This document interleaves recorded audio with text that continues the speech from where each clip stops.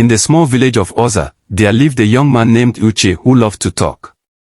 His voice was always the loudest in the market, the tavern, and town meetings. Though people found him entertaining, they also felt he never really listened to others. One day, an old traveler named Emeka arrived in Oza. Emeka spoke very little but seemed to know a lot. The villagers were eager to hear his stories, but Emeka gave short answers and didn't talk much.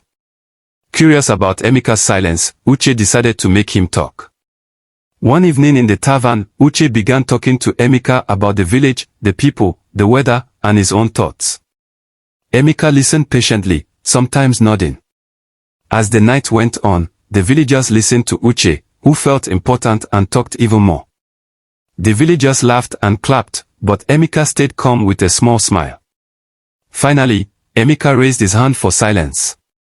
Uche, Emeka said, you are a good storyteller, but sometimes the most important stories are the ones we listen to, not the ones we tell. Uche looked confused, so Emeka continued, words have power. They can build bridges or create walls. They can heal or hurt. True wisdom is knowing when to speak and when to listen. From that day, Uche changed. He still told stories but also listened more. He discovered that everyone in the village had their own stories and wisdom. By listening, he became a trusted friend. Uche learned that sometimes, the greatest story is the one we hear from others. The moral of the story is, silence and listening can often teach us more than speaking.